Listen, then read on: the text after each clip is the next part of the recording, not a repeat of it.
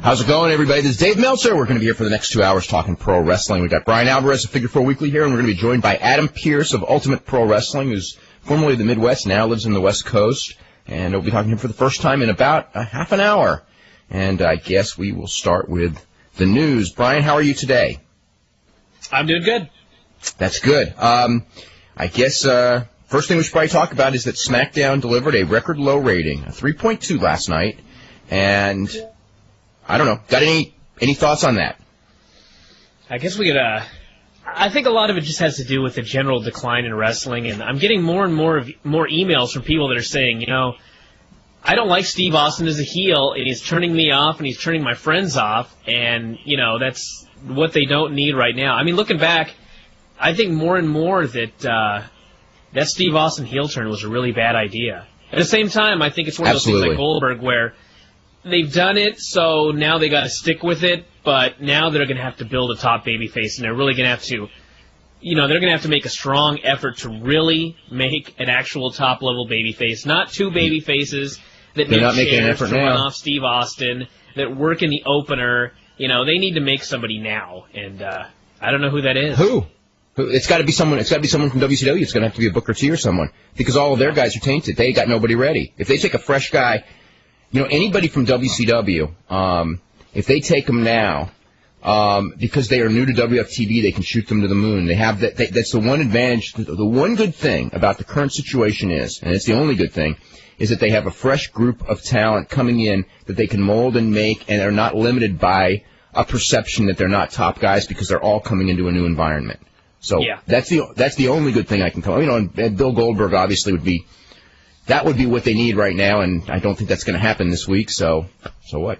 One thing about last night, too, that I did think was good was, as much as I hate that stupid siren and the appearance of the WCW logo on the big screen, when that thing happened, they cut to a long shot of the crowd, and everybody got to their feet, because they were just dying to see somebody new. And hopefully, the King of the Ring, they will be seeing many new people. And they better, and they will. Turn around. Hopefully, they will turn around. Mick Foley taped TSN's Off the Record today. I heard it was a really good show. It's going to air on July the 5th. Main highlights, he said he would be back wrestling. He was very defensive of The Rock. Back wrestling as in an occasional match or full-time? Not full-time. There's no way. Okay. Although he talked about it. A lot of talk about unions. It was brought up to him that if he was in another sport, the union probably wouldn't let him wrestle because he probably couldn't pass the physical.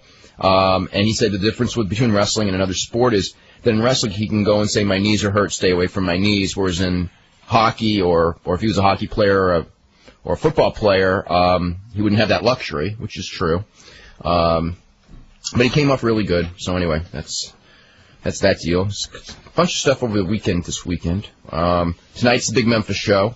With Jerry Lawler against Lord Humongous, Emery Hale, with Jimmy Hart in the corner and Jackie Fargo in the corner, and Jimmy Valiant, Rocky Johnson, Bill Dundee, PG-13, Rock and Roll Express, Fabulous Ones, Road Warriors, and all that. So it's probably it'll end up being one of the biggest independent shows of the year. Saturday, of course, is the Pride pay-per-view. I know he's under a mask, but there's just something funny about a Memphis Legends show with Emery Hale in the main event. Well, the main event's Jerry Lawler and Jimmy Hart. It's just that they couldn't sell tickets to that match. Yeah. And they couldn't have much of a match. I mean, they're very old. At least Emery Hale is not old. Sid was incapacitated. I guess so. Yeah. I guess so. What other stuff? Let's see, WWF guys are going to be wrestling Saturday in Toronto, and then then Sunday in Fort Lauderdale. Usually their scheduling makes sense, but this doesn't. Not that wrestlers haven't done that forever and anything like that, but still usually, it's like if they were in Toronto and then like Montreal and then they were going to do Florida for TV, it's one thing, but it's like one shot in Toronto out of the blue, first day of the tour, and then they're down in Florida with Fort Lauderdale on Sunday, Tampa with Raw on Monday, and SmackDown on Tuesday. So, anyway, let's talk a little bit about SmackDown last night. Any other thoughts on the show? What do you think about it overall? I think most of the things that we talked about on Tuesday when we had the Wednesday when we had the taping results, I still agree with a lot of what we said, and that Benoit and Jericho should not have worked the opener. Spike Dudley should not have been in the main event. Just this same general. Spike Dudley should not. I'll tell you what. Spike Dudley should not have been in the main event, and Keenan Albert should not be a semifinal because that's just. There's nothing against those guys, and they had probably about as good a match as those two were going to have, but there's just something about that matchup. People don't care about it.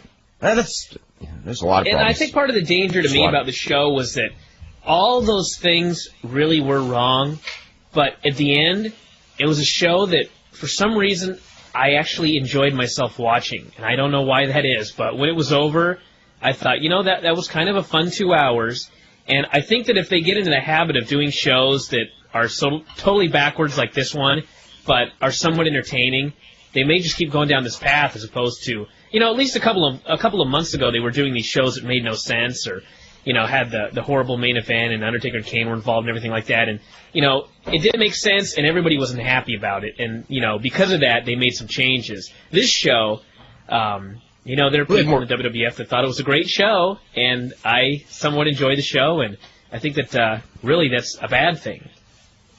That you enjoyed the show? No, I mean, there were some entertaining aspects of the non-wrestling, and the wrestling itself.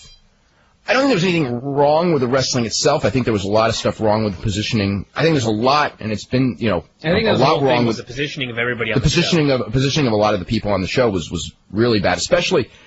But okay, now saying that you enjoyed the show, was there anything? And again, this is the real one, because what's the the main thing for the show, especially at this late a date. And when it was over, was there anything that made you go, I can't wait to buy King of the Ring? I mean, because there was nothing for me. Absolutely not. In fact, there were things that made me not want to buy King of the Ring. Yeah, I mean, the main event, if anything, just Benoit and Jericho did nothing on that show that made me want to buy it. Austin was super entertaining, but I don't, But he was entertaining in that way that we talked about it a million times. Great. Steve Austin is really funny. He's a heel. But who is going to want to pay tickets to see him do this? Yeah, well, it's Ric Flair in the Insane Asylum. There was nobody in the world who probably could have been more entertaining in that Insane Asylum than Ric Flair. but you know what? That was a complete disaster, and so is this. And don't be fooled. A lot of people, I don't know. I mean, it's like every week they do something that hurts Steve Austin more and more. I mean, it goes all the way back to that one day where all of a sudden everybody knew that Steve Austin had a wife. And right then it's like, okay, this guy is not a redneck badass anymore. He's married. And okay, but he does mistreat his wife, now though. He's asking people to sign a petition, and he actually is going to cry when this petition gets ripped up. This is Steve Austin? But you know what the other thing is that, like, he's walking around backstage, and, he's being nice to people, and they're being nice back, and it's sort of like, okay, we all know, us viewers, that he's being really phony, and he's not really a nice guy. But the point is all those people who work with him, I mean, they're just, hey, they're slightly nervous. Sign it. You're right, it's not fair. It was so stupid. And Jim Ross, the whole thing to me was at the end of the show, everyone has signed this petition saying that this match is not fair. And Benoit and Jericho, at the end of the show, they run out to make the save for Molly, and it takes two grown men with chairs to run off Steve Austin. And I just thought, wow, they are really elevating these two guys. These guys are threats to Steve Austin. We still got a week. Tajiri looked really good in the match with Crash Holly. What a reaction. Yeah, didn't he, though? Hey, I got to ask you this question. Maybe I'm the world's biggest mark, but this is the second time that something like this has happened. And just incredible. Are they ribbing this guy on the air, or is it just me? Oh, they're totally ribbing the name. When Kurt Angle said, if you say your last name right after your first name, it sounds like just incredible. And everyone else started laughing, and Justin rolled his eyes and looked all pissed off, and I thought, they just got to be ribbing this guy. This cannot be played. No, I think some of this also to make Kurt Angle a geek. Well, he didn't come off as geek there. He came off as making Credible look like a geek. Yeah. There's some interesting stuff in the Ross report, which we just got. I got to read you two paragraphs. Have you read it, by the way, yet? I haven't read the whole thing, but I read your notes on it. Oh, okay. Well, I'll read you the two paragraphs. Well, one of them, then you basically know both of these. Anyway, it says, speaking of Canada, I don't know why. When I read this paragraph, I just started laughing. And I have no real reason to laugh other than every reason. Anyway, speaking of Canada, Diana Hart-Smith has a new book almost ready to be released about her life in and around the business. Diana has had a very interesting life full of unique experience. I can't even do it with a straight face. Basically, he plugged her book, which is only funny because last week she did an interview, I think, on Slam Wrestling, and she goes, "Oh, it would be just so wonderful if Jim Ross were to plug my book. It would mean so much to me." So, sight unseen, he did, so he's a nice guy. And then the other one, which I thought was, I don't know if it's weird. I don't know what it is. He just goes, "Baltimore SmackDown was not sold out this week, even though the building marquee indicated as such, and we aired that." And he just goes, "Not good." It's like, who ever heard? I mean, that's why Ross. For the last 100 we always years, talked about Ross and Tony Schiavone and their credibility, and this is why Ross had more than Tony. But I mean, for the last 100 years, they have been lying about sold-out houses. And Baltimore had about 8,800 people, and I would guess with a SmackDown setup, taking away seats, that sold out would probably be at 9,500. So they were actually, they had claimed sellouts that were a lot further away from sold out than Tuesday. But Tuesday was not sold out. But anyway, I don't know why. I just found that totally humorous. Kurt Angle's going to be on Conan O'Brien on Wednesday night. And mentioned that Nathan Jones and John Heidenreich are going to Ohio Valley, and said that we seem to be seeing a trend Albert could stand to drop a few pounds. So he should. That is never good news. Nobody praises That's almost Nash. the worst thing you can hear in the Ross Report is your name. And No. to lose a few pounds. But he said he's showing a definite improvement, so he was going both ways. I think it was like that positive reinforcement. Albert, you're doing great. Just drop a few pounds. We seem to be seeing a trend where wrestlers are slamming one another on the Internet. The only thing new about this is the advent of the Internet. I think I wrote like these exact words, not these exact words, but I wrote this exact thing this week. It's like, hey, when guys do these interviews on the Internet that sound like pro wrestling interviews, they're works, guys. You know what I mean? Let's see. Did you mention something else here? Don't. Speaking of Albert. Yes, what are we speaking about? Not that it was a good match or anything, but I was so surprised by the quality of that Kane-Albert match. No, I thought that match was as good as those two guys were going to do. I think it's a standards thing. I mean, you wouldn't compare it to, like, Kurt Angle and Chris Benoit or anything like that, but for those two guys, that was a hell of a match. Yeah, I thought so, too. Part of the reason is that because Albert is so big, they allow Kane to sell for him like a wrestler as opposed to, your normal Kane match where like you have a guy like Kurt Angle who could throw him around the ring, he doesn't get to, so therefore, it's that boring Kane match. You know what I mean? Mm-hmm. When you go like, oh God, this match isn't that good. But whereas with Albert, I mean, when he would put the guy down for a move, the guy wouldn't sit up and the guy didn't play monster, and it made for an even match. They had some good near falls. Yeah, it was a nice match. It wasn't bad at all. Albert pressed Kane over his head, he became the scariest man I'd ever seen. Yeah, let me just see if there's anything else on my notes on that show. I tell you what though, I did not like Tajiri running away from Austin in that one segment, because it's sort of like he's already established. I think that Tajiri is an awesome worker. He really showed it, but he also has established that he's a little awesome worker that's afraid of all the main eventers. I think the reason he was afraid of Austin was because Austin's beat him up on every TV show. But still the same point. That's my point. That is my point. Yeah. My point is that even as an awesome worker, they have already told you that he is not to be taken seriously when he's in there with the top talent. And I just hate when guys have their knees cut off, especially when they're only 5'4" to begin with, and when their knees are cut off, they're like 4'11" or something. He did look really small last night, but at least they put him in with Crash. Crash and that's what worried me when he was in there with Crash and he was even smaller. I went, oh boy. Well, he is really protect this guy like nobody else. He's only 5'4". I hope they do too. It's one of those things. It's like the ECW. You just don't know how small those guys in ECW were. So Mikey Whipwreck is retired from wrestling due to all of his injuries, which is really sad. He's retired already? Yeah. He announced retirement yesterday or so. There's something on the website. That was September. Oh, I don't know. I mean, I just know he said he's done. I think because how he felt after the Canadian shows, which were last week. Huh. I think he's done. Anyway, I'll have to reread that. But whatever it is, he said he's retiring or retired. Let's see. We have a whole bunch of people trying to book King of the Ring, which, you know what? 3 weeks ago we had people booking King of the Ring, and I think that every single one of them, with maybe one exception, was better than what's turning out, which is really bad. But anyway, we're going to give some people more chances. This is from Peter Konieczki. God, there was a famous sumo wrestler with that name. But anyway, not Peter, though. Anyway, Rhino over the Big Show. Okay. Tajiri over Perry Saturn, because he kicks him in the head again. Actually, that's kind of cool. I like that. Edge beats Christian, or the other way. Yeah, okay. Kurt Angle beats Steve Blackman. Okay. So those are all the TV matches for this week. Steve Blackman. That's right, Steve Blackman's not in this thing. So who's the guy that's... in this tournament. That's right, Steve Blackman got beat by Perry Saturn. All right, so who's the guy left? Jeff Hardy. Okay, Kurt Angle beats Jeff Hardy. Okay, so that's a good match. All right. Semifinals, Tajiri beats Rhino. Nah, it's not going to happen. Nah, it can happen. Rhino beats him.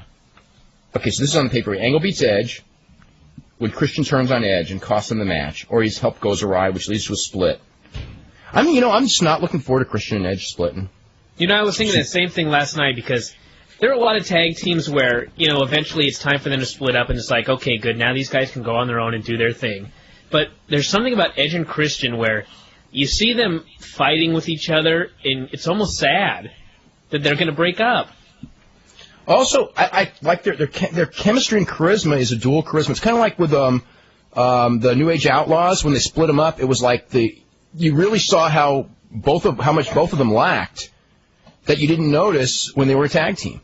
Yeah. Not that Edge and Christian lack that same thing, but they have so much more charisma as a duo than they would have as individuals.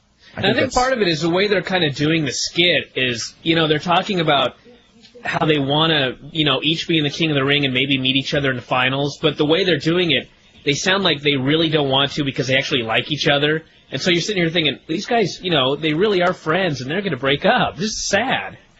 Not like, the Dudleys break up. Okay, great. Go off. Do your thing. Okay. We got a bunch of critical letters here, so I'm going to get to them right off the bat. This is from Matt, who says, the Steve Austin heel turn didn't have to start out the way it did. People can say the wrestling business is down because after WrestleMania there's always a lull. But by the way, I don't want to hear that for these ratings because the ratings of SmackDown were down 30% from the same week from last year. So it's not the season and it's not the post-WrestleMania. Anyway, but that isn't true. Last year, WF got huge ratings after WrestleMania. True. Huge buy rate for Backlash. Granted, it was Austin returning for one night, but nonetheless, it was a huge buy rate. Okay, the night after WrestleMania, Raw scored a 5.8. Actually, it was a 5.7, but that's okay. That's close enough. They got that because people were interested in seeing Austin as a heel. I don't buy that. They were interested in seeing WrestleMania, what happened after WrestleMania. Plus, this was also the week after that great skit that everybody was talking about, that everyone has forgotten about, which was that Shane McMahon appearing on Nitro, and there was so much curiosity of what's going to happen with WCW, with Bill Goldberg and Scott Steiner and all those guys being mentioned on Raw. Plus, it was the day after WrestleMania. That's why the rating was high. I don't buy that Steve Austin's heel turn meant anything for that rating. Anyway, the overrun got a 6.2. This included Hunter and Austin aligning. If that didn't take place, I think WF would be getting high fives to low sixes. Triple H should have never been put in there with Austin. A lot of people say that because it was one of those logic things. Anyway, it lacked logic. It wasn't given an explanation to help make sense. Triple H should have turned face, and the WWF would be riding high right now. Well, they wouldn't, because then their only face that would be over would be on the shelf. He turned heel, and I can only assume that's what he wanted because he doesn't like playing the face. That was one of the dumbest moves he has ever made. He should have turned face, and him and Austin would be involved in a hot feud right now, which would be making him and Austin a lot of money. I'm not completely blaming Triple H for the floundering ratings and low buy rates, but he is to blame somewhat. Also, the WWF writers are to blame. They should have started to push newer people after Mania. Raven and Eddie Guerrero should have been given a chance and could have started to fight in higher card positions. And don't say the politics wouldn't have allowed it, because it's not all true. If Hunter turned face after Mania, was involved in a hot feud with Austin, right now making tons of money, would he care about two guys moving past low card status? I don't think so. In conclusion, if Triple H and Austin weren't aligned after Mania, the WWF would not be doing less than normal business. Okay. This is from Neil, who goes, I am an avid reader of your columns. Obviously not avid enough. But after reading last night's SmackDown review, the reason I say that is because I didn't write last night's SmackDown review. I think that was Jeff. That was Jeff, right? Jeff Merrick last either night? Jeff or Alex, neither of which are currently doing this show today. Yeah. That reminds me of something. I was on a radio show about a week ago, and this guy goes, I love your IATA show. It's really funny. It's really entertaining. And he goes, that Alex is so funny. And I thought, that was just... Was it Man-Cow? At least he didn't say Bruce. Man-Cow. It wasn't Man-Cow. No, I know. Then it would be Bruce, right? Anyway, Anyway, I understand your arguments, but I think today's wrestling fan is going to watch the WWF no matter what. This is like Foley with that drug chapter. It's just like the wrong week to be saying this. I don't think there's any way people say to themselves, oh, man, Jericho just lost to so-and-so. There's no way he can possibly beat Austin. Really? I don't know if they say... That's what's been happening in wrestling for the last 100 years or so.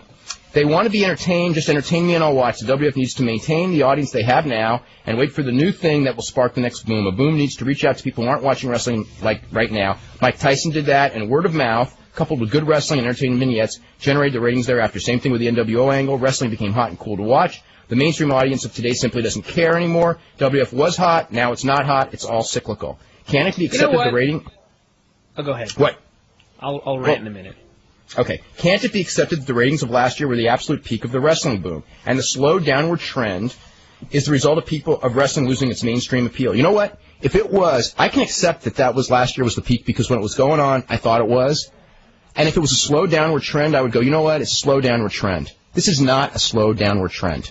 This is like nothing I have ever seen before, and I've been following wrestling for 20 years. I have never seen things fall off a cliff. There was one period in 92 where over the course of about, over the course of from May through December, we had a decline that was probably similar to this. Ratings-wise, maybe, I'd have to look back. That was a real bad period, too.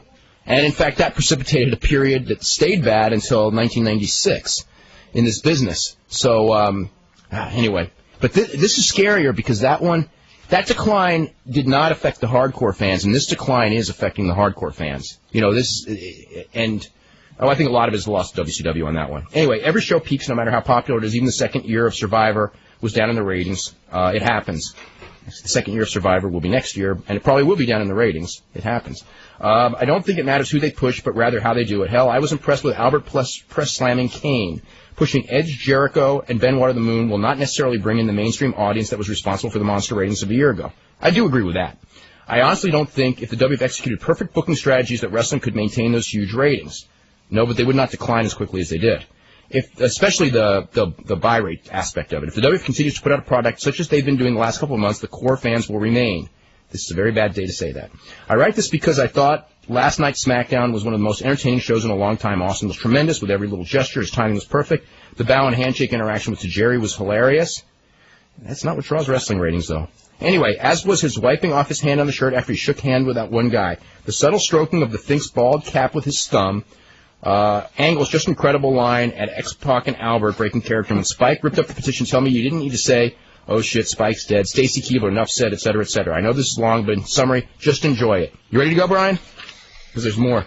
You know, afterwards. We have heard just enjoy it for about 8 months now, and most of the time it was about WCW, and WCW is now dead. And I've got to say that as much as I made fun of Thunder, and as much as I made fun of Nitro, there were some days where I enjoyed Thunder more than almost any show that I'd ever seen because it was so bad, and it was hilarious, and I was entertained. But at the same time, things continue to dwindle, and I just want everybody to go back to our website, if you really have a problem with this, and look at the feedback section, because it goes all the way back to, I think November. And go back there and read some of the comments about the WCW shows after I made fun of them in the Thunder review and the Nitro review, and you will hear the exact same things that people are saying now about the WWF. And all you have to do is look at where WCW is right now. It is dead. And we really don't want WWF to be in the same position. So just say, don't complain about this stuff, just enjoy it, is not helping. Especially when the numbers are declining. If we are complaining while the numbers are going through the roof... And getting higher. And getting higher, then please write us that, because then we're stupid. But as the numbers dwindle, if we're giving reasons why the numbers are dwindling, you can say, okay, your reasons are wrong. These are the right reasons. You have the wrong reasons, and that's good. But don't say there are no reasons, because obviously there are. Monday, we are going to have as our guest Jim Cornette. So that should be a really entertaining show, and we'll probably hear many, many times about The Last Dance on the 27th in Louisville. And we'll talk about that, and we'll probably know on Monday far more about that lineup by the end of that show than we do about King of the Ring. Because we still actually only know Undertaker against the Stalker, and we know the three-way, and we know Kurt Angle against Shane. And is there anything else that we know? I wonder if there's ever been a King of the Ring where we didn't know the brackets the week before the show. The Monday before the show? We will know Monday night, the brackets. That's what I was told, is that they're going to do the brackets on Monday before the show. Okay. Which is... Now, I know there's never been a King of the Ring where they did the brackets the Monday before the show. They usually do it like 6 weeks before the show, and then... Mm-hmm. But anyway, that's something else. Let's see. Our Benoit and Jericho being... Let me get some of this other stuff here, actually, first. I really enjoyed listening to your taped archive shows. However, I don't understand why you are so in love with the WWF. This is from Bill Nelson. They are so lame most of the time. Why can't you even admit when they are? For example. Start listening to archives instead of just looking at them on the website. Yeah. For example, on your May 10th, 2001 show, you alluded to the fact that the viewing numbers for the WWF were down among wrestling fans over the age of 30. Duh. Did you ever think of the fact that we in that age group, an age group, by the way, which I'm a member of, grew up with quality wrestling? I tell you what, now, this is one thing. Okay, you got to look at those tapes, and I'm not knocking. There was I grew up with some great wrestling, and you know, in the '80s there were some awesome matches involving a lot of people. But you know what? There are some awesome matches in the last couple of weeks on WWF. I don't mean to be, you know, I mean that stand up to any matches of any era, as far as like that tag match in San Jose and the Austin match with Chris Benoit from Edmonton. I mean, those matches would have been Match of the Year candidates any year. You know what I'm saying? Maybe not winners, but you know, people would talk. But anyway, that's not. I don't want to preach to older fans because I'm not one of them. But when you're an older fan, you look back on a lot of things that you saw during your childhood, and you remember them as being very different. Because I can remember when I was very young, I thought the Ultimate Warrior was the greatest wrestler in the world. And it turns out he was horrendous. And, you know, if you actually look back at a lot of these tapes, a lot of that stuff doesn't hold up, but, you know, you have a fond memory of it, and your memory is usually very kind. Okay, but anyway, now we are left with one choice that puts out crap. Second, when you talked about the fact that a recent WF House show in Ohio was canceled due to wrestlers being injured, to which your esteemed partner, Bryan Alvarez, responded by saying, I don't feel sorry for them because they refuse to elevate new wrestlers and they're left with 4 stars, and when one of them gets hurt, they're screwed. Your only response was, oh well. I guess that was my response. Oh well. Oh well. The other thing is that they didn't sell enough tickets to the show is actually the real reason it was canceled. Anyway, I got news for you, Dave. AWA, ECW, WCW. What is that? What's that? They're all out of business? They all had good wrestling and wrestlers, not only WWF. And contrary to your opinion, this was a good one, actually. Contrary to your opinion, there were great pay-per-views before 1997. Damn. I'm learning something new. Anyway, that's why those of us over the age of 30 prefer to watch old wrestling tapes rather than tune into the WWF crap. Don't you ever see anything negative about the WWF? Never. Never. There's nothing wrong with the WWF. Everything is perfect. Especially... Anyway, I know Adam's going to be up in just a second. I'm sure that Vince McMahon loves you. You should ask him about that. He actually doesn't. I don't know that he hates me, but I don't know. Thank goodness you get guys like Tom Zink, Billy Graham, Nick Bockwinkel, Bruno Sammartino, and Bad News Allen to tell like it is and refuse to genuflect to His Majesty Mr. McMahon. Okay. Anyway, I was just entertained by that letter. We got Adam Pierce up here. Adam, how are you today? I'm good, gentlemen. How you guys doing? Hey. We're doing really good. We're doing really good. You know, Adam, why don't you let everyone know a little bit of background? I know that you started in the Midwest and actually just in the last year or so moved to California, and a lot of it, I guess, was it mainly for wrestling that you moved? And tell us a little bit about, you know, like why you made the move. Actually, to be perfectly honest with everybody, you know, I didn't move out here for wrestling at all. My girlfriend's out here. She goes to San Diego State University, and honestly got tired of the Chicago winters and decided to make a change for myself to get into school out here. Just so happened there's some pretty decent wrestling promotions out here as well, so I kind of lucked out. You know, them winters in Chicago can get pretty brutal at times. Yeah, I would only spend a day here every now and then, and it made me glad I lived here. No doubt about it. So you grew up in Chicago? Absolutely, about 25 miles north of Chicago in a city called Waukegan, which is actually right in the middle of Milwaukee and Chicago, about 45 miles in each direction. Broke into business about 96, just out of high school, trained with ex-AWA jobber Sonny Rogers, who somebody may remember. I do. Yeah, well, unfortunately nobody else does, anyhow. I don't. Make a long story short, trained with him on the north side of Chicago, along with guys like Danny Dominion and Ace Steele, who you may have heard of, who were all alumni of Windy City Wrestling, Sam DeCero's camp. Christopher Daniels was an alumni from there as well, and they all broke in together, so kind of a little lineage there. And now, you worked for Mid-American Wrestling for a while, right? Sure did. Your same promotion had just lost their building in West Dallas. Right. I was going to ask you about that because, I mean, what are your thoughts? I mean, there was actually an interesting thing. They had an article in the newspaper, I think it was on Sunday. Right. And it was a nice long article, and then I guess because of the publicity from the article, the Knights of Columbus, where they've been running for I don't know how many years, probably 5-6 years, right, kicked them out of the building. Exactly. And, the odd thing to me is that the article didn't really portray them in a negative light. I think the thing that did their downfall there was the exposing of the hardcore nature of the promotion, which in reality they only had, 1 or 2 matches per show in that hardcore genre, and I think the Archdiocese in Milwaukee there took exception to it. And my personal feeling is that they didn't really pay attention to Mid-American Wrestling. They've been running shows there since like 95 without any contention. So I guess in this instance, no publicity would have been better publicity for them at this point, because obviously now the Archdiocese put a kibosh on the whole thing. I got an email about that, actually. I wanted to read this to you. Just interrupt because it's actually fairly long, but it had to do. It goes, this email is in regard to recent events with Mid-American Wrestling as well as Adam Pearce, your guest today. You may want to ask Adam what his thoughts were about MAW. He used to wrestle for them in their pre-hardcore days. He left the promotion shortly after they became hardcore in 98, or maybe it was early 99. Did you just leave just because you moved here, or is there any other reason? Honestly, I moved here, just so everybody knows, in November of 2000. So at that point, I was still living in Chicago. And at that time, I just didn't agree with the way that Carmine DeSpirito, who owns Mid-American Wrestling, was running it. He was tapping into that hardcore thing, and at that point, he was having a lot more matches on the card hardcore. Now, previously, it was just traditional wrestling, and he was doing fine by that, and started using guys like Ian Rotten, who I have no problem with whatsoever. These guys are all my boys and all that. But at that time, when half the show was turning into blood and guts, they were turning the crowd. Half the crowd was in riots during the show, and it's just something I didn't want to be a part of. I didn't necessarily agree with it at the time, so I moved along, and since then patched up things between myself and Carmine beliefs-wise.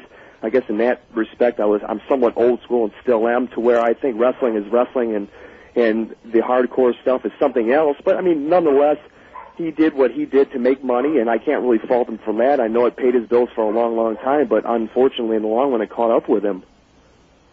Okay, because before then, and they were talking about you, was probably the best pure babyface I've seen with so little experience on the indie level. He did return as a heel for a few shows last year before moving to California and was equally as good as a heel, but you could tell his heart wasn't into working here anymore, not that I blame him. Anyway, and then he goes, one thing I noticed what was wrong with the Mid-American article in the Journal Sentinel was the claim that there were never any problems with shows in the building. He goes, that isn't true. Ever since the promotion went hardcore in 98, it was rare for there to be 2 shows in a row where there wouldn't be at least one fight in the crowd. I have not been to a single show in the last 3 years where there were less than 2 or 3 people kicked out. Most of the shows, it reached double digits. Most of the old fans got scared off by this and stopped coming, being replaced by, how can I put this nicely, a less than savory element who invariably would be quite drunk by the time the main event came. It didn't help when Ian Rotten felt he needed to shoot on the mic every single time he was out there, and particularly when he gets personally offended and starts picking fights with any fan who doesn't show what he considers proper respect, whether he is supposed to be a face or a heel at the time.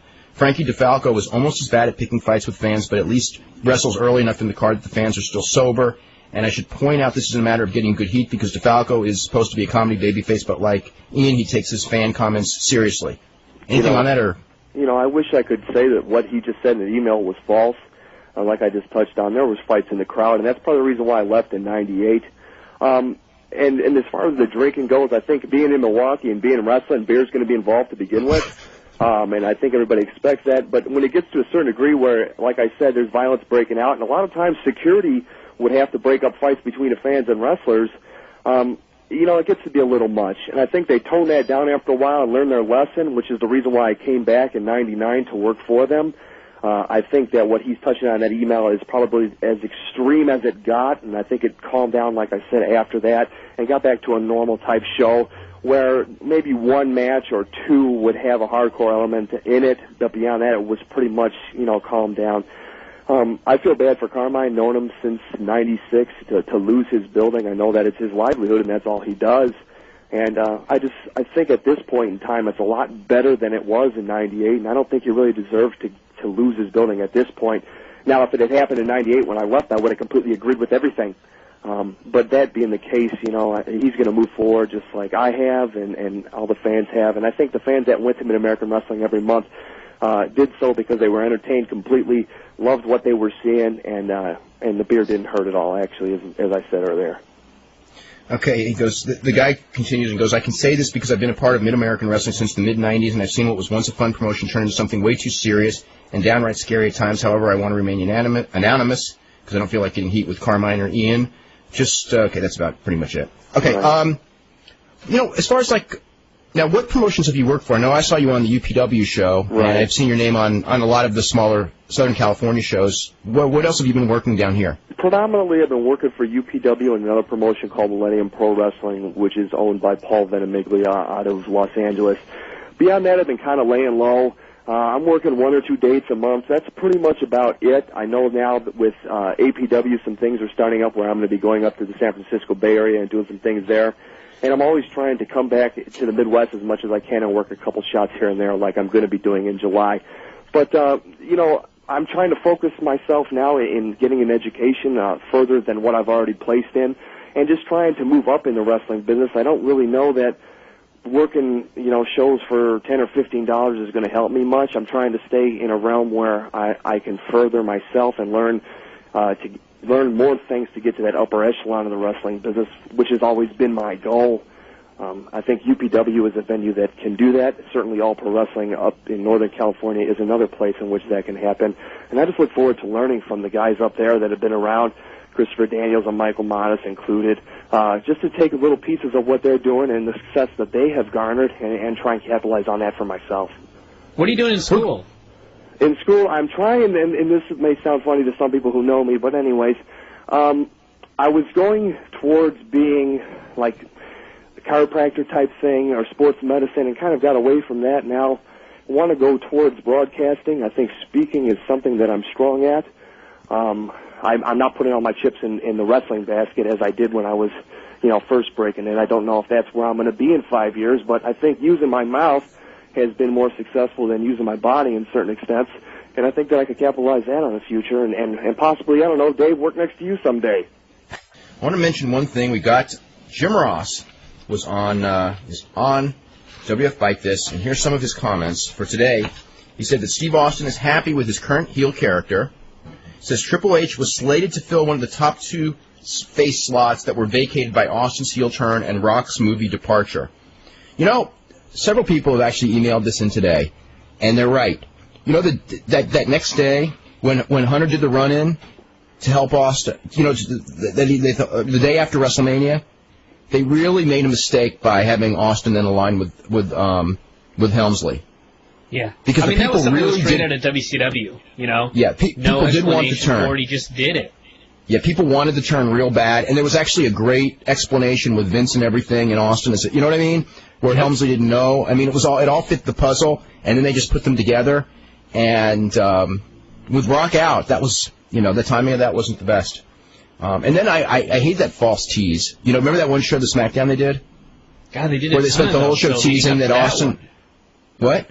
They did a ton of those leading up to that one. They were all stupid. Yeah, but that one laugh, once you do it and everybody wants it so badly, and then you just laugh at them, what do you expect the fans to do the next time? Yeah, and then half the people that were in the WWF that were in that decision-making capacity, this was the Thursday after the SmackDown, that fake tease, they wanted to go on Raw that next Monday and do the real one, and I'm going like, oh my God. It's like you just did the...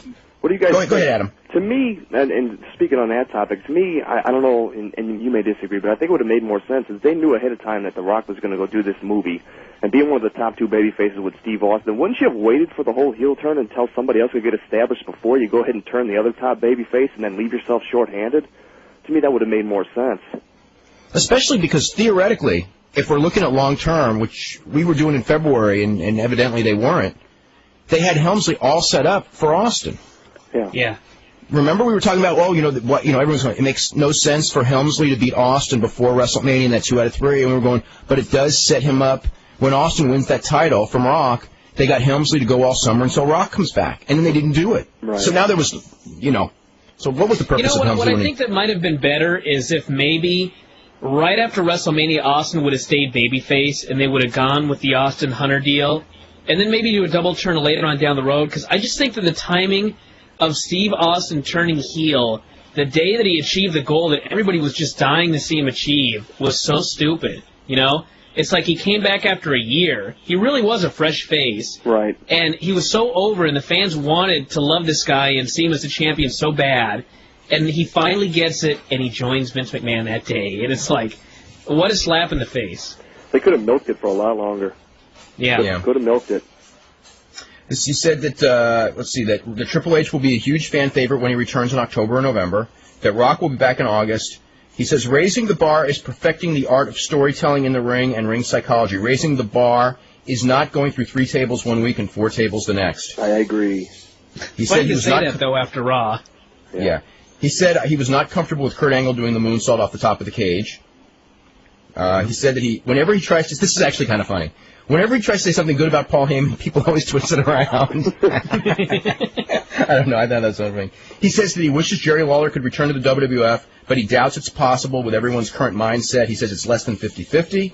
He says the WCW product will be different than WWF. The look of the show will be different. Obviously, they're talking about a TV show. Right. You know, I mean, that's, you know, he goes, different graphics, different pyro, different music, different lighting. Talent roster will be new and fresh when it's all said and done. New broadcasters. Storylines will be well thought out with more continuity in mind. I hope so. The vast majority of... What would happen if they started this WCW show, and just because everything was so different and people are really bored with the WWF product right now, it just immediately started killing them in the ratings? I'd laugh. Fine. Well, I mean, why wouldn't it, though? When you really think about it, look what happened the first week of Nitro. That's true. The first week of Nitro, yeah, like that's true. Slow growth or anything like that. They started with a bang and started kicking their ass immediately. And thinking about the boys that have been working for WCW since turnaround, that'd be a nice breath of fresh air. Instead of coming to work disgruntled, they'd be happier than hell. Yeah. A lot of those guys, I mean, it really is good for them to be in an organization. You know, I mean, for all the knocks we made of WWF, I mean, an organization that really is, like, they're so much more organized than WCW ever was. Oh, yeah. Yeah. He goes, the vast majority of the current WCW roster have great attitudes. Some of the signatures they have signed are not ready to be announced. That's why a complete list has never been released, which we know. Hugh Morris needs to drop some weight. Says Lance Storm is going to be excellent. Jindrak and O'Hare need to learn how to tell stories and not rely on their high spots. Says nothing new on the Goldberg front. He says that they have been trading phone calls. They're waiting for Time Warner to close out the DDP contract. As time goes on, WWF people will transcend into WCW, and WCW will transcend into WWF. They're going to do back and forth, which we do. He goes, this was an interesting one. He goes, Memphis, OVW, and UPW wrestlers will not be going to WCW, at least not anytime soon. Really? I think that's a mistake. I don't know, though. I think that might be better, you know, at the very beginning, because you're right. Really ready right now. No, not at the very beginning. You don't want to bring somebody up and put him in WCW that's not ready because it makes him look like the B League. Well, on top No. I think that there's I mean, I would say as far as the first week or the first 3 weeks, I would agree with that. But I think that by about the 3rd or 4th week, they should start doing vignettes with somebody, and teasing for like 5-6 weeks somebody new coming in, like in the old days, because they got this roster of guys, and I think there are a few guys that are ready. Steve Bradley. I think Rico Constantino is ready. For maybe in some ways, maybe more than Steve Bradley. Yeah, I mean, as far as like a whole character, and bring him in to be a star. Don't bring him in to be an opening match guy like K Quick, because what's the purpose of that? Exactly. I think the most important thing for WCW is to reestablish all the guys they had on TV to begin with, get them over with the people, and then worry about that. Yeah, and that's going to take a while. The thing also, like we talked about earlier, is they've got all these guys that people know, but they have no limitations or preconceptions because they're reestablishing them. So like, if there's a guy there who was a mid-carder in the old WCW, they're not locked in that mid-card position. And they shouldn't think of them as like, this is where, you know what I mean? Because that was one of WCW's big problems, is everybody was locked into this position. And it's sort of WWF's problem as well right now. Right. Right now, yeah. But, I mean, just look at anybody that jumps ship to any promotion. You can do anything you want with them the first day, no matter what happened before. I mean, people, that was the whole deal. You get jobbed out, and then you're going to leave the company, but you could still start with a new company. Look at Jericho. Exactly. Everyone thought he was just some mid-carder, and his debut, if they really would have pushed him from the beginning as a top guy, it would have worked. Yep. He's certainly getting over now, that's for damn sure. What is your thoughts, as far as, one of the names that was mentioned about WCW at one point was Josh Wilcox, who you did an angle with and then a match with. What were your thoughts about working with Josh Wilcox? Josh has a great attitude. Josh is one of those guys that loves the business so much, and will listen to every single word you say and just hang on it. I think the biggest thing that would hold Josh Wilcox back, and this is not a knock on him, I mean, and he knows it as well as I or anybody else does, is that he'd need to learn how to work first. And I think he would need to go somewhere like Louisville or Memphis and sit down with Bobby Eaton or Danny Davis or one of these guys and learn the business. He already appreciates it. He already loves it. He's got that in his blood like all of us do. But now he has to learn how to fine-tune it and actually perform it instead of having somebody hold his hand out there. And once he gets that down, there's enough personality inside him, I think, at this point that's just waiting to escape. And if WCW wanted to capitalize on and say this is an XFL guy or something like that along those lines, Josh Wilcox is the perfect specimen simply because of his desire and his determination and pure love for the wrestling business. I had nothing but good things to say with Josh Wilcox. I talked to him last night, and he's back up in Oregon. He's doing really well, and he's waiting. He's had some contacts with people within the World Wrestling Federation, namely Dennis Brent, about possibly doing some things, and I guess he's just waiting on that phone call, and I know he's keeping in great shape, and I know he's watching his tapes, and it was a pleasure to be in the ring with him. I'm glad that I could have something to do with it, and I think, if I made him look decent, and hopefully that rubs up somewhere in somebody's office and says, well, we got Wilcox, but, Pierce did his job too, so whatever. I love Josh Wilcox. He's my boy, that's for sure. One thing, when I saw you on that UPW show, is the first thing I thought of is, there's always the talk on this show all the time is that the whatever happened to managers. We all grew up with wrestling managers who, especially with the idea of, whenever it comes up, there's a guy, whether I'm just throwing out a name, Benoit, where someone will go, phenomenal in the ring, can't talk. But his interviews are holding him back. And my thought is I grew up with a million guys who couldn't talk at all, that drew money, that were good workers, or not even necessarily good workers. Sometimes they were just menacing guys that still didn't talk because they had a Bobby Heenan or somebody like that, Jim Cornette with Ray Traylor, and I mean, and everyone goes, well, who is there? And when I saw you, I mean, what I was impressed with is first of all, you can bump and you know how to work, so that's an advantage because eventually the manager needs to get in the ring. Sure. But the thing is, you can really talk. Well, I appreciate the compliment. And growing up in Chicago, Bobby Heenan, I was on TV every single Saturday night, and that's somebody that I try to emulate in terms of speaking. And like you said, back in the days, even with John Studd, who couldn't talk a whole hell of a lot, Bobby Heenan was there snapping one-liners. and where is that now? Or work, or anything. Just stand there and look menacing. Where is that now? And I agree with you. There's a couple of managers in the independent scene, one up in Minnesota named Mortimer Plumtree, who, if this was 10 years ago, would have already had a job. Another guy that comes to mind like that is a guy named Dave Prazak out of the Midwest who can talk, too. But at this point, is there even a place for a male manager in the upper, promotions? And how would you reestablish that to the people to make them, again, take them as the incredible characters when all you're seeing now is a bunch of TNA? So I think that's a problem. I think if they were going to do it, I would do it in WCW, try it out. Guys like Jim Cornette and Bobby Heenan, I mean, obviously their craft is something that has been completely forgotten. And I think that's crap. I think that's something that made wrestling great. And how many times did you love it when you saw Hulk Hogan blast Bobby Heenan in the forehead with a big boot at the end of the night? I mean, people miss that. People miss that. And especially I do. That's the type of thing that I grew up watching. So, I mean, I think there's a place for it, definitely. I think it should make its comeback. And if that's the type of role that would suit me better than actually getting in there and bumping every night, or bumping several times every night, I should say, then, hey, I'm up for it. I don't care. I didn't get in this to be a superstar by any means. I'm just there because I love the business. So whatever's clever is what I say. I think there's definitely a place for it.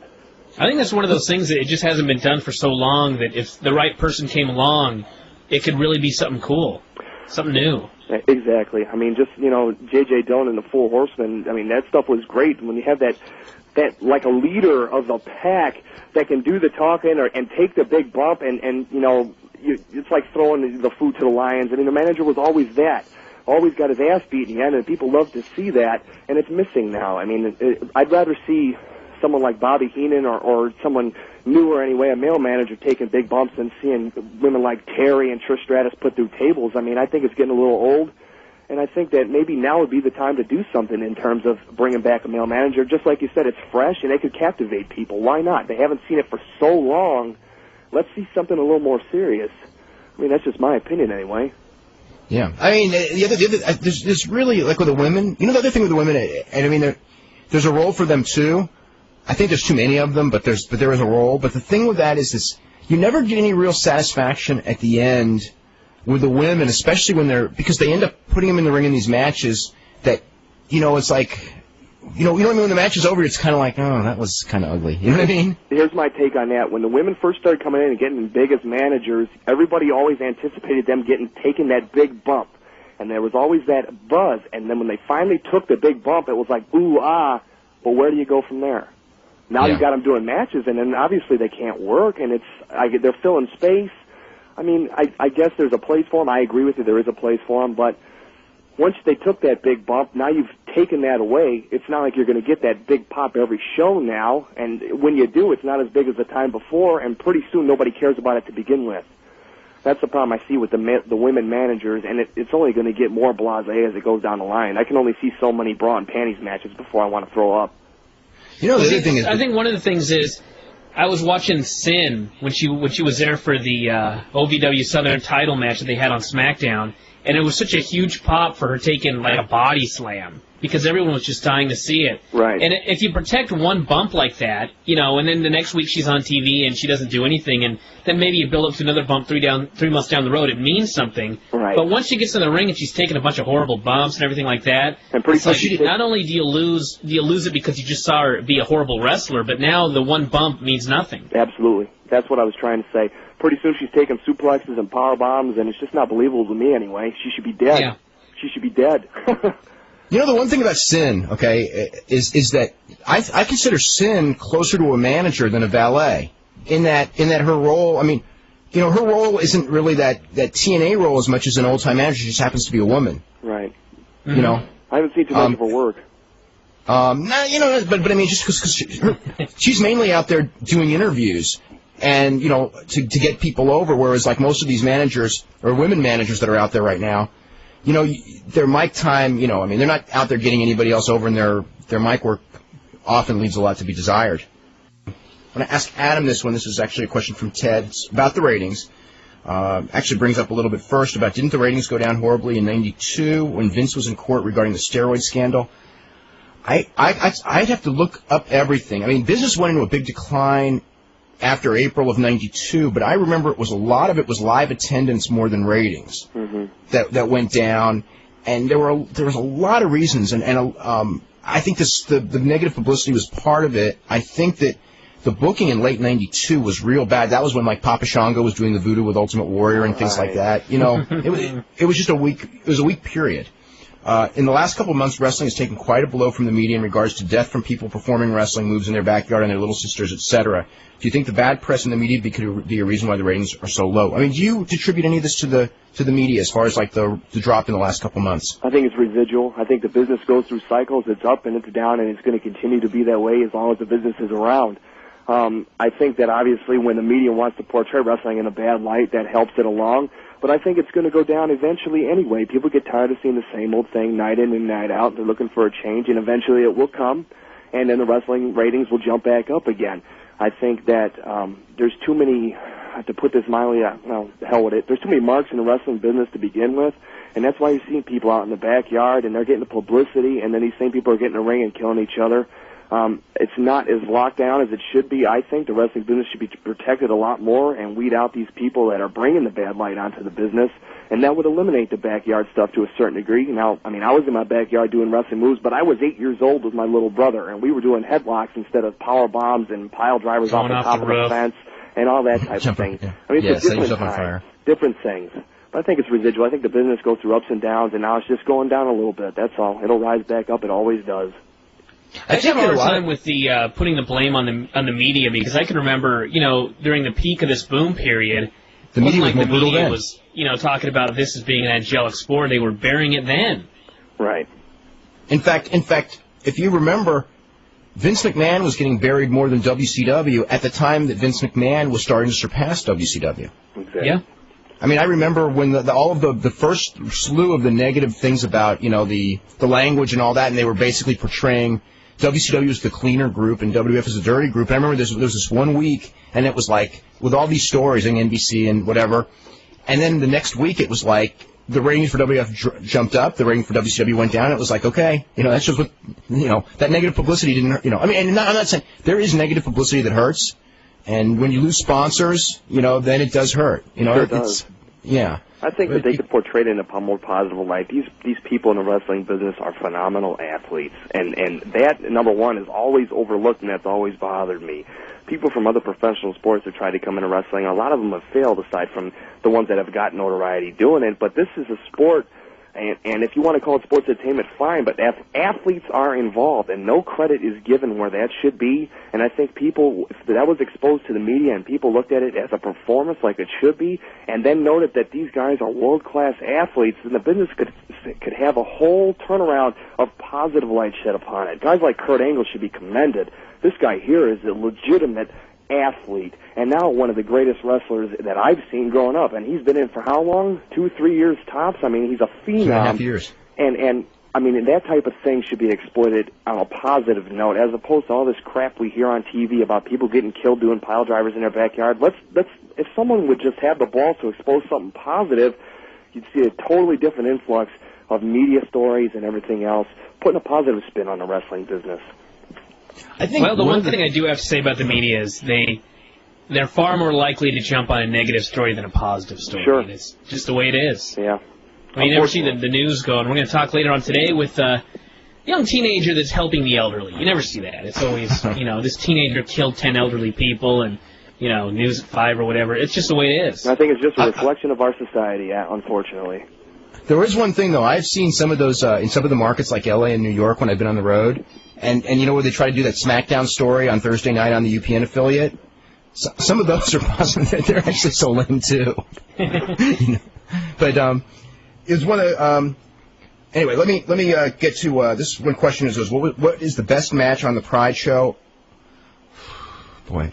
I mean, I thought Fujita and Takayama was the best match as far as on the show, and a lot of people would say Matsui and Pele. Some people would say Chuck Liddell and Guy Metzger, but as far as just like I think it probably depends on what you like to see in your fight too. Well, a lot of fans like boxing because two guys are just pounding on each other. You're talking about Fujita and Takayama who are just going to pound on each other because that's what they do. Because they had no defense. I must have missed that one. I was watching an old Dusty Rhodes tape, I think. I missed that one. Was there ever an incident between Paul Orndorff and Vader? If so, what was the story? Oh, there certainly was. Yes, there was. Many years ago, let's see, what was it? Paul Orndorff Vader was road was agent for the peak of his scariness. I just want to mention that. Yeah, it's like 95-ish. And Paul Orndorff was, I guess, a retired wrestler with a bad neck and a bad arm. And he said, Leon, it's time for you to do an interview. And Leon said, I don't want to get up off my chair or something. Who knows what they said? Words were exchanged. I think Orndorff said, get off your fat ass and do the interview. And Vader took exception to that, despite having a fat ass. Anyway, being at the power plant, I can completely see Paul Orndorff saying that to a number of people. Believe me. It ended up where they started arguing, and Paul Orndorff threw, I guess it was, he threw a punch with a bad arm. So is that the left or the right? Left arm, yeah. Yeah. So he threw a left to Vader's jaw and crumbled him, and then started kicking him in the face before they were pulled apart.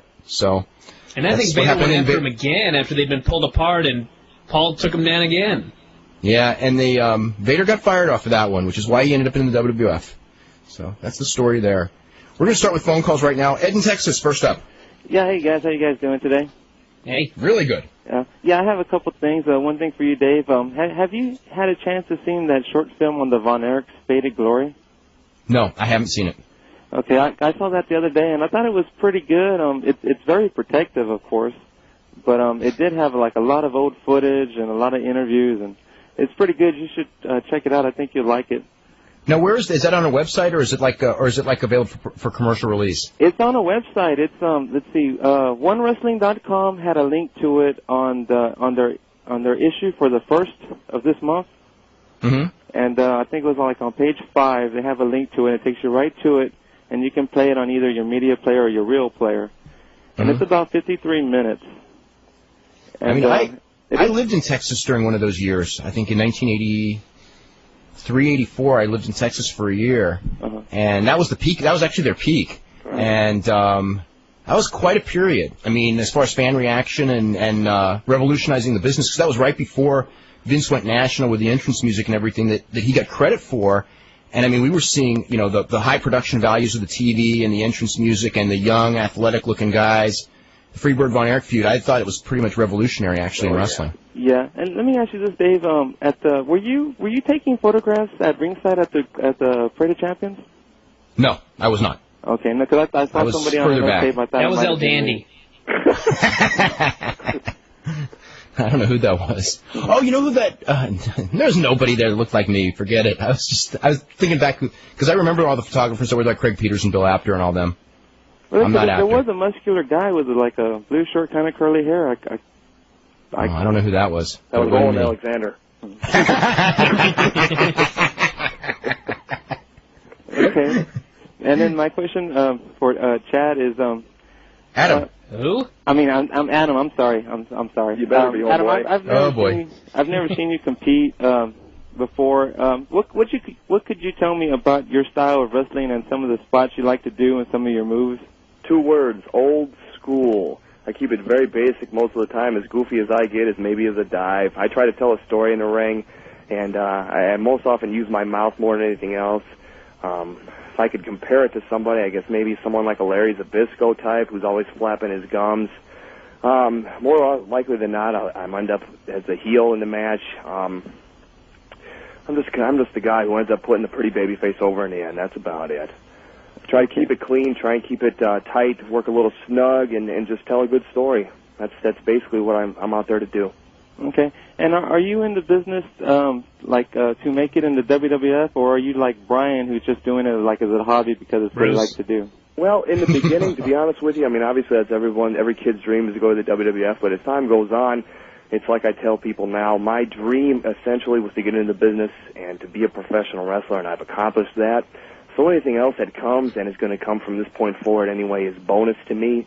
I'm just taking it as one big roller coaster ride and having a blast while I do it. If something breaks, fine. If not, I've had a great time. Been overseas, done dark matches, had a blast, and I will continue to do so. So if that answers your question, I hope so. I mean, you know, you never know in this business, and it's so hit or miss. It's who you know, not exactly what you know or what you can do. So a lot of times the people that deserve it most don't get it, and obviously been looking at some old tapes. Some people who never deserved it got a real big opportunity. So we'll just take it and play it by ear and see what happens, and hopefully stay safe in the meantime. Okay, and are you going to be participating in that tournament that they're going to be having for APW? I am going to be involved in the King of Indies tournament this coming October with APW. I got the invite from Roland Alexander about a week ago, and I'm very, very honored to be a part of that. I think I can bring something to that tournament. There's going to be some really great athletes involved in this thing, and I'm not too ashamed to say that these guys are better athletes than I, and I'm just honored to be included in the same brackets as them. I think it's going to be one hell of a wrestling experience, not only for us that are involved in it, but the fans as well. It's a big 4-day event up there in the San Francisco Bay Area, a lot of boot camp summits and things where the public can get involved. And there's going to be a whole week of legends with some people. I know Red Bastien and the Cauliflower Alley Committee are going to be heavily involved in this. And I think it's going to be a tremendous event, not only for APW and the independent wrestlers involved, but for the business in general. And just to open the business eyes to a lot of the young people that are involved, that have some talent and some upside, and hopefully can really spark interest in these individuals. And there's a lot of really, really positive attitudes involved, and I can't thank Roland Alexander enough for having the guts to put me on there. And considering some of the names that have yet to be released, I'm completely honored, and I think I was, in fact, more shocked than anything else to be asked to be a part of it, because my style is somewhat different than a lot of the guys involved. But I think it makes for a very healthy mix. I think you're going to see some really great wrestling action in the next couple of months, especially and culminating in October with this 4-day event. And it's something good for the record books. I think it's going to be a very positive thing, not only for me, but for everybody involved. So, yeah, definitely, most definitely, I'll be up there for APW representing Mid-American Wrestling, oddly enough, out of Milwaukee. And we're going to have a blast, rock and roll. Let's do it, and I'm looking forward to it. Do you know if they're going to be putting the tournament on video? Because I would really like to check it out if they do. Well, I tell you, they'd be stupid if they didn't. I think that this thing will definitely be on video in some form. I don't know about webcasts or anything like that. I think plans for that type of thing are being finalized as we speak. The event's a couple of months away, obviously, so there's some time to prepare those things.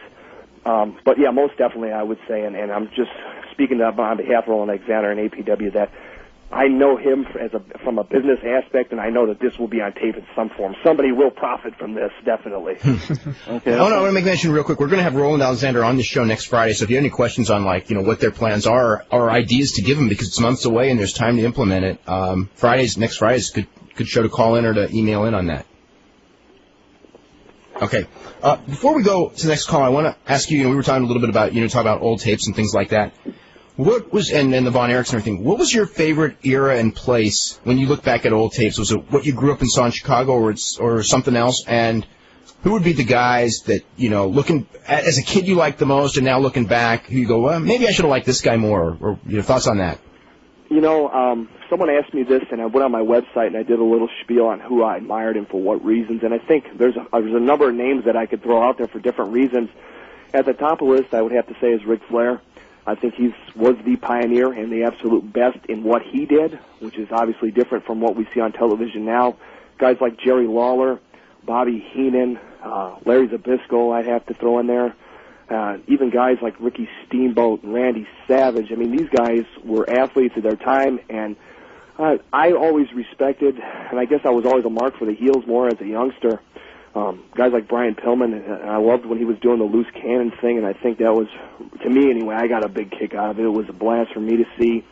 Going back even further, I loved the Midnight Express, that whole NWA 80s thing. Dusty Rhodes is huge, and I gained a lot of respect for him when I was in Atlanta at the power plant. I'm a huge mark for Dusty Rhodes, love his work. Nowadays, I love Chris Benoit. I think he's excellent. I think he's as technically sound as I've ever seen. I love watching Dynamite Kid and his matches with Tiger Mask I don't get tired of. And I certainly don't get tired of watching Flair and Steamboat either. I know I'm leaving a bunch of names out, but I could go on all day long about the wrestling business and what I love about it. But more often than not, the old stuff is what got me into it, the stuff that I really, truly love, and the stuff that I think I would be more cut out to do as opposed to the product that's on TV now anyhow. Let's go to Sean. Sean, what's up? What's up, guys? How's it going? Hey. Hey, listen, I missed the first part of the show. What did you guys think about the TV last night? It was an entertaining show. I didn't think you did a good job building up the pay-per-view. So I guess that would be my thoughts. It was like one of those shows that on a different night would have been really good, but last night wasn't the night to do it. Yeah. All right, and just one quick question for Adam. I wanted to know who you enjoyed working with, in UPW and some of the other promotions you worked with earlier than that. Well, right now they got me involved in a tag team angle with Aaron Aguilera, who works as a hardcore kid, who's under WWF developmental, and right now he's at home healing from back surgery. And that's another thing that I think is missing from wrestling is really strong tag teams. I think that psychology is something that's untapped right now and could be exposed even further. So I'm having a blast tagging with him and just trying to put out good tag matches. But before that, if I go back to the Midwest, guys like CM Punk and Sexy Ace Steel, a great competitor, Danny Dominion, Classic Cole Cabana, these guys. There's great wrestling all over this country on the independent level yet to be discovered, and it's a matter of time before these names break out. I mean, there's some really, really good athletes, guys a hell of a lot better than me out there, who deserve their just due, and I'm just happy to be in the ring and wrestling. Frankie Kazarian and Chris Daniels, I had a three-way match with them for Millennium Pro not too long ago, and that was a blast. We had a good time with that, and some really great athletes. So, I'm having a lot of fun, as I said, and I really wouldn't want to single down to who I have a favorite with because every match is different. I mean, you work in lightweight one night, heavyweight the next night. So I get a kick out of telling the story and just trying to evolve from whatever I'm there to work with and put something out that's enjoyable and keeps the people entertained. All right, man. Well, good luck in the future, and that's all I got today, guys. Thanks. Okay, you're very welcome. You brought up lightweight. When we all started watching wrestling, it was very rare for a guy probably under about 205, 210 to even be in the business. Pretty much you were locked out. Right. And now you can pretty much be just about, as long as I guess you're about 140 pounds, if you got to be super talented. What are your thoughts as far as that changing trend? And also how to use them? Because I just as an example, I love the smaller guys, but I think that they have to be used smart, and when they're not used smart, I think that they detract from the product. I agree. I think that, well, anyway, obviously the wrestling business now is a lot more athletic than it was when it was, 300 pounds, 6'7" giants out there. Me, I'm about 235, so I would have been considered, 10 years ago a lightweight. But now I'm kind of in the middle of the pack there, and I think that we have to split up the card evenly to make sure that it's not oversaturated with one type of thing. And I think that at times you don't want to stick someone who, like, let's say, for instance, Spike Dudley. I wouldn't want to put him with bigger guys constantly over time, because what happens is people lose the conception that Spike Dudley's 150 pounds and should be mauled by these heavyweights. And I guess the Giant Killer thing will get him over to begin with, but it gets really old. I'd like to see him in there with Crash Holly like they're doing now, and I think they can have some really entertaining matches, and keep it with guys more in that size range. Even guys like Benoit 10, 15 years ago would be too small to be in the business. They'd be junior heavyweight title guys, not heavyweight title guys. Exactly. Yeah. Yep. Exactly. Yeah. You know, I like the business. I don't want to say more then than I do now. Just because obviously I grew up watching the older stuff, but I think it's a lot more athletic now. I think it's a lot more exciting physically now than it was back then. And I'm just rolling with the punches anyway. I think that the wrestling business is going to continue on this trend of having smaller guys and more athletic guys in there. And then when your big guys come along, then they're huge giant heels for a while and they phase out. I don't know if it's ever going to go back to the huge giant 6'8", 6'9" guys battling out night after night. And I don't really know if the people would take to that considering what they're seeing now. So I think this trend is going to continue for a while anyway. I think one thing I learned about from the Big Show is that you not only have to protect the little guys, but you almost have to protect your giants now, just because there's so many guys that are so big. That's true. Very true. Yeah, you know what I think one of the keys is I think what you said is a divergence. You know, like if you have like 8 matches and they're all different, I think that the staleness of the product would slow down a lot more than when you have 8 matches. You know, even if they're good, if they're all the same, you know what I mean? You don't want too much sameness. You don't want to beat a dead horse, that's for sure. Let's see. This is from Bryan Maring from St. Louis, who goes, "You've had some very bizarre emails on the show today. Here's my story. I'm 43 years old, and I've been a wrestling fan since 1972 when I was 14. My heroes at first were Dory Funk Jr., Jack Briscoe, and Harley Race since I grew up in St. Louis. My dad's been a fan longer than he can remember. To give you an idea how long, he met Lou Thez when Lou Thez was in his prime." Oh, my God. Lord. Good Lord. You know how long? He's been a fan for like 50 years. No doubt. Anyway, he's been a casual fan for the last 20 years because of the lack of emphasis on the actual wrestling and more on the storylines and the interviews. He thinks the reason wrestling is in such a down period is for those reasons I just mentioned. I tend to agree with him. Don't you think there's a lot of burnout by the WF writers?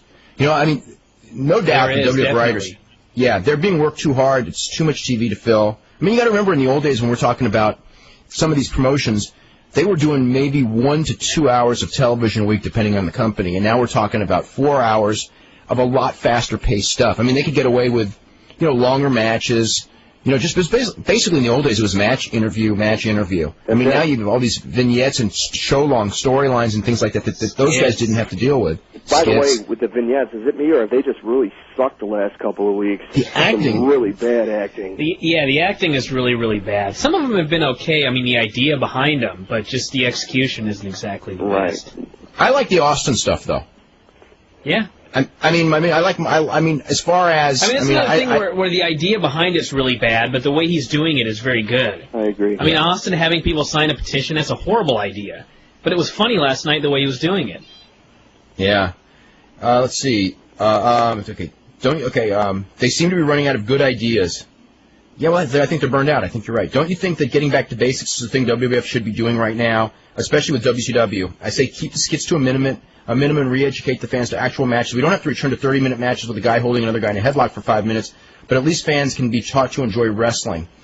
I mean, that's if you put the emphasis on the TV show on the wrestling and not the skits, sooner or later the fans will think that that's the important thing. Adam, I know you were going to say something. I agree. I think if they wanted to do that and turn the fans back on to wrestling, it'd be easy considering like the Benoit and Angle matches that have been happening lately. Some great wrestling matches, and I think that guys like Jericho and certainly most of the guys on the roster can have matches that are very, very good as well. I think if they wanted to go along that route and maybe limit some of the people who have a problem talking in front of the camera, just let them do their thing in the ring, that they could do that theoretically. I don't know if they will, and I doubt they will, honestly, but I think they could. Got a couple of pride questions, and we're going to get back to the phone calls. This is, how well do you think Kurt Angle would have done if he decided to compete in mixed martial arts as opposed to pro wrestling? Personally, I think if he had trained for it and set his mind to it, I think just judging from how quickly he adapted to pro wrestling, I think he'd be possibly, the best guy. Hey, he beat Mark Coleman's considered the #1 heavyweight, and he beat them when they were both an amateur. Right. And I think that Kurt Angle adapts to new things quicker than Mark Coleman. So he'd have been a force for sure. And this is from Bob Martin, who goes, I live in Canada. There's a Pride pay-per-view on tonight. I think it's tomorrow night, but it may be different from Canada. I've never seen Pride before, but we talk about it. What's Pride about? It's basically shoot fighting, although the main event actually has 2 professional wrestlers in it that are it's like an interpromotional match between pro wrestlers in Japan. But it's a shoot fighting group. And if you like UFC, you'll like Pride. If you don't, you won't. So it's a good show. It's a good show, the one that's going to be on this weekend. We're going to go to Tony in Long Island. Tony, what's up? Hi, guys. How you doing? Hey. Doing really good. Great. I missed like the first 40 minutes of the show, but I just wanted to talk about a couple of things. But specifically, I wanted to talk about Tajiri. And I just wanted to say that guy, it's unbelievable how much charisma that guy has. I mean, that guy's got more charisma than Blackman and Test and Bob Blackman, come on, okay, you know. He's got more charisma than The Rock, whatever, but no. Blackman. I think anyway. He's a charismatic freak, Tajiri, and I love him with Steve Regal. Oh, yeah. Yeah. Tajiri's facials are great. I love looking at his face and the way that he moves. It's incredible. It makes me laugh every time. And a hell of a worker, too, by the way. Hell of a worker. Dave, does he speak any English, or...? I think he speaks English pretty well, yeah. Oh, he does, okay. Or I know he understands it. I think he speaks selective English. Uh-huh. But he understands it. Uh-huh. Yeah. Yeah, I like the pairing. I can't get enough of him and Regal together. I think they're tremendous. I hope they keep that together for a little while and let that kind of find its way through. And I thought I'm enjoying the Stone Cold stuff as well. Did you guys notice when he was getting Finkel to sign, did you notice him rubbing Finkel's head while Finkel was signing? Mm-hmm. Oh, yeah. I mean, it's stupid stuff, and I don't know if it's going to really make a difference in the buy rates and all, but I think it's definitely a more fun show in the last couple of weeks anyway. So I think over time, hopefully that'll translate. Over the last few weeks, and I won't include the last 2 shows, but the wrestling on the TV's gone. Wrestling quality's way up. The main event on Monday was outstanding, but they did more. They did more comedy. Here's the thing. I love Steve Austin as a heel because I think he's a phenomenal heel. But I think that, and I want everyone to be clear on this because people are going he's so great or misinterpreting it. And Bryan does too, and I think, Adam would agree on this one. I think what we've said on the show is that the timing of when they turned him was wrong for business, and I think that business shows that one plain and clear. I don't even think that can even be argued at this point. Yeah, but as far as his actual performances, I don't think there's anything wrong with him at all. No. Oh, no. Certainly nothing that he's doing. Maybe things he's been asked to do, but nothing that he's doing. And guys, I wanted to ask about Rick McGraw. Now, there was a small guy that I used to like watching as a kid. Mm-hmm. And was it strictly because of his, he wasn't necessarily small, but he was short, I guess, from what I remember. He was really short and really thick. Yeah, really thick. But pretty agile from what I remember anyway. Yeah, high drop kicks and everything, yeah. Yeah. What was it? Was that basically, what happened to his career? Just kind of... He died. He did? Yeah, he died in 1984 of a heart attack. Oh, I didn't know that. Which may have been drug-related, and that's what, that's pretty much what did in his... he was active until, that day. He was on the road. Right. Yeah, I remember him being quite muscular, so that doesn't... Yeah. That's too bad. And one last thing. Dean Malenko. I think the guy... I guess I heard you mention on another show that he's probably going to be retiring, but I think there's another guy who's pretty funny, and I don't think he's being used. I think he's got some comedic attributes that I think could be used better. He was funny last night. I thought so. He's got a strange kind of comedy. Yeah, he does. Kind of warped, but I think they could use him better. So, okay, guys. Okay. All right. Anything you want to add to that, Adam? Well, I think, number one, Steve Austin's a top-notch competitor, whether it's in front of a microphone or in the ring to begin with. But I think when you're searching for a top babyface, and I think they're trying to make Jericho that now, or even Benoit or Angle, or you can't find one. You got to search out there. I think they should have waited to turn Steve Austin heel, at least for a while. And I think they're at this point now they're trying to search and find that babyface and see what sticks. The Undertaker thing, I don't know what the hell they're doing with the whole wife angle. I don't know. It's hard to follow. I think they need to find somebody who's going to captivate the audience, and I think the perfect guy to do that, and unfortunately they can't do it now, would be Steve Austin. Okay. Let's go to Robert in Maryland. Robert, what's up? Hey, what's up, guys? Not too much. My first question is for Adam. I was wondering, we're looking at the attendance, or rather the ratings, for WWF shows and house shows. How is attendance on the independent scene right now? The independents are up and down. I mean, if you got guys who smart fans know their attendance is going to be up a little bit, I think that it's down from where it was a couple of years ago a little bit. But a lot of that depends on the territory. Where I'm from, Midwest, now wrestling has always pretty much been a big deal, where the independents could draw 400 or 500 and make a decent payday from night to night. And when I left, they were doing roughly 2.5. And then obviously you have some promotions that draw 10 people a night in and a night out and can't figure out how the hell to book a match to save their life. But, I think the independents, especially this thing coming up in October with APW, is going to draw some decent amount of fans and generate some interest. And I think independent wrestling just goes along with the flow as the big two. When the business is down, independents are down. And if people don't want to see wrestling on TV, they certainly don't want to see guys they never heard of. So I think it just all goes with the trends. Okay, cool. And also, too, Dave or Bryan, has WWF released the brackets yet for the King of the Ring, the rest of the King of the Ring? They don't have them. They're going to decide on them on Monday, I heard. Okay, I'm just praying to God that we don't have to see a Tajiri versus Big Show match. No, keep praying, please. Please pray. Please pray. Yes. Okay. Anyway, Anyway, okay. I asked a question maybe about 6 months ago. I talked about, with the performance of, the lightweights, with some of the heavyweights get jealous, and you had stated at the time that was more of a concern, and WCW, because of, their wrestling product was actually going down. And I'm looking at Tajiri last night, and I'm thinking there's not too much that they could do. I'm sorry, that there's a lot they could do to, help him out as far as, giving him good opponents, think of, him against Benoit, Eddie Guerrero. But as soon as he goes in against Albert and they do that squash match, I'm just hoping they don't do that.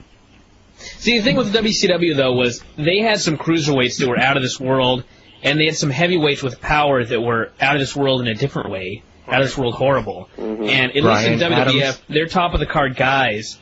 They can go, and, I don't think there's going to be so much jealousy as far as the upper card guys looking at these little guys and going, these guys can outwork us, we better bury them. Well, we've talked about, how when McMahon gets desperate, he brings in the 300-pounders, and I'm thinking, again, we a lot of people say he's a genius, and, yeah, he is he's very good at what he does, but to me, genius or just being good at what you do would be teaching people, educating them to appreciate, a good product. And, a lot of us know or feel that, the lightweights would provide a better overall product. And again, like I said, Tajiri was an example of that last night. Matt Hardy maybe, and definitely Eddie Guerrero. But again, I'm just hoping that, again, we talk about how he gets, scared when ratings are going down. And I just hope that he doesn't fall back on the 300-pounders, and 60-minute, Iron Man matches or anything. Mm-hmm. So. Well, I don't think we're going to be doing Iron Man matches. No, that was a bad joke. Not on television, especially anyway. With Albert. That was a bad joke. Okay, and lastly, I guess, how realistic is it that a company like New Japan could buy a company like All Japan? Well, as far as realistic as a possibility, it could happen. It hasn't happened. That rumor is premature. There was what basically happened was I think about 2 months ago, one of the magazines there, Weekly Fight, which is a weekly newspaper-like magazine, did a story that it was going to happen, and it was basically a story to sell magazines. It was kind of like the old After magazine stories from the old days, where they would just make up stories to sell magazines. And I think that's where the thing got here, was from that story. Now, but as far as legitimately, All Japan cannot draw on its own right now. Right. But they can draw these, like their last Budokan was a huge success both in and out of the ring because of New Japan and doing the interpromotional matches. So rather than fold the company, if it got that bad, the idea of New Japan taking it over, it's very plausible. Now the idea of Antonio Inoki buying Motoko Baba, I think that one is not plausible at all. I think that she would rather die than sell her husband's company to Antonio Inoki. Whatever you think about McMahon and Ted Turner, this is a much more personal thing. But as far as like absorbing it or something like that down the road, I think it's plausible. Okay. And actually, one more quick question. I'm looking at as NOAH as a federation or as a company. How do they compare as far as like income?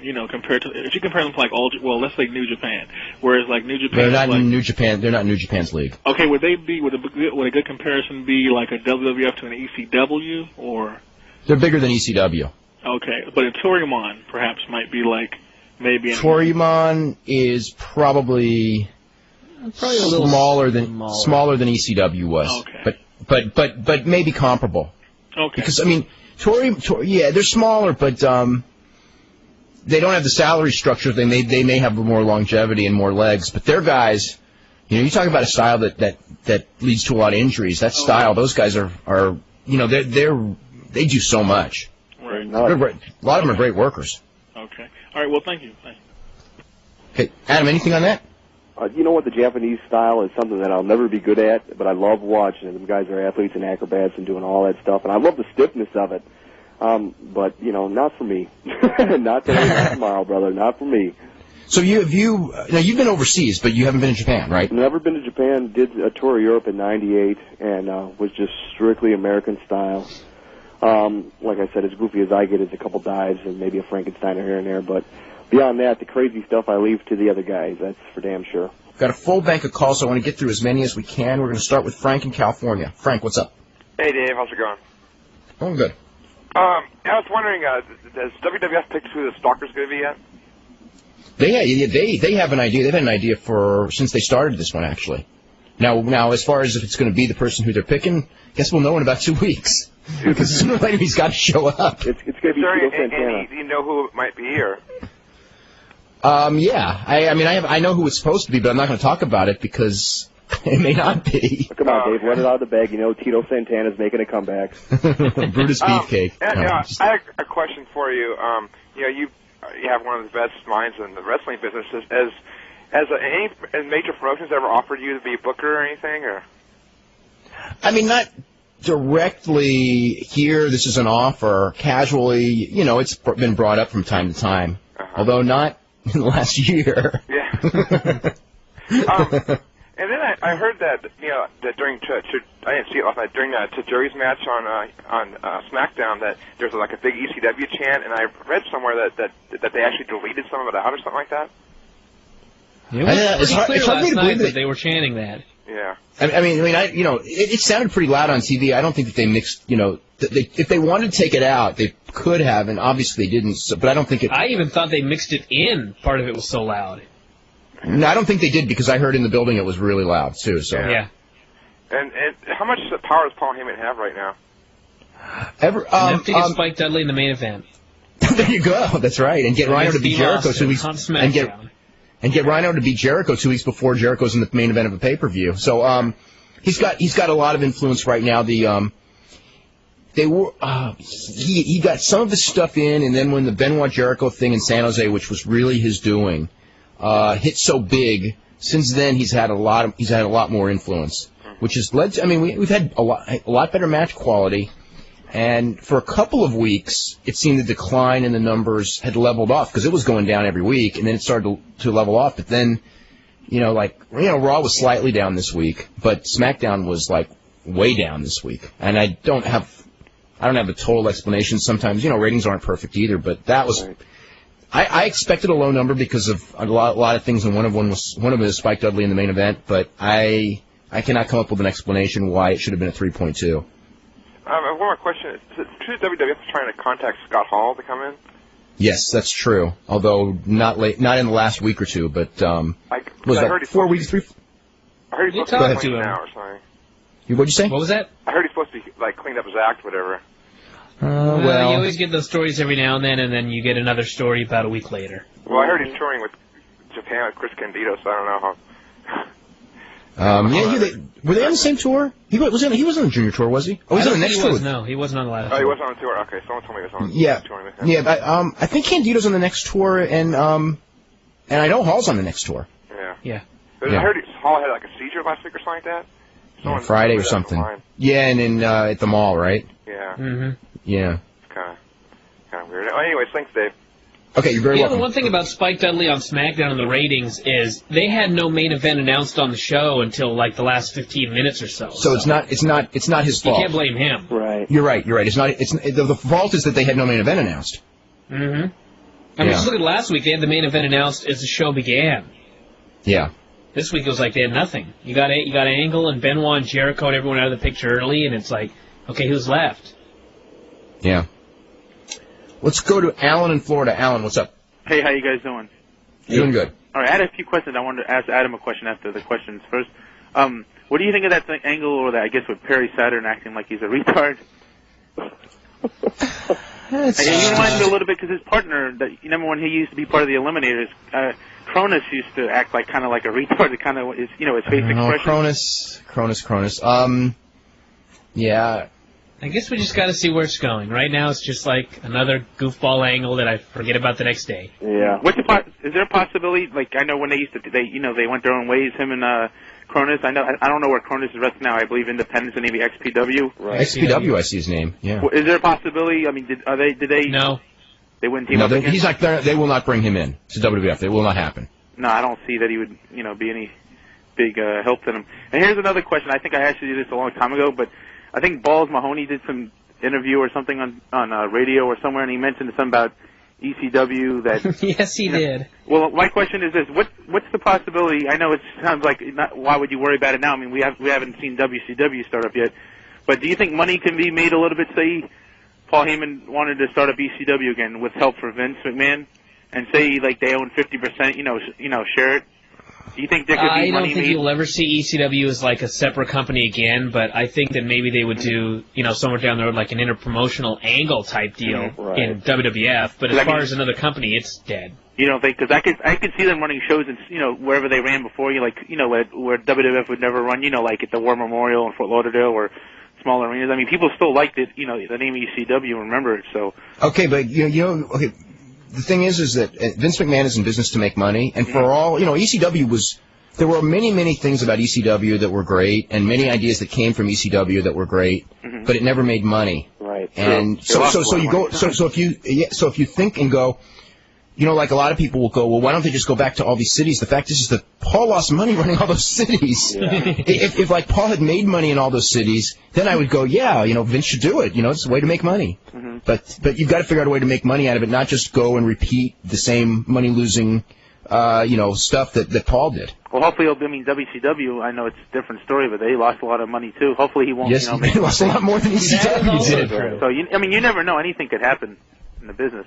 That's true. And a question for Adam here. And you know what? Maybe ECW wouldn't have lost money in those cities if Vince would have promoted it. If there would have been the money behind it to do it, like a WWF show. Right. Okay, but the thing with them is if the WWF is going to do a developmental territory or a secondary territory, they're going to keep the cost low, like OVW, as opposed to having as opposed to having their developmental territory tour all over the country as develop. You know what I mean? Because the costs are so high. Do that with ECW, make it a developmental territory. Well, I mean, if they were going to, because they already have. Late now. Yeah. And I have a question for Adam. Plus, the other thing, and I really want to bring this up in case, is that Paul Heyman does not want ECW. How do I say this? ECW was a great part of his life, but it's over.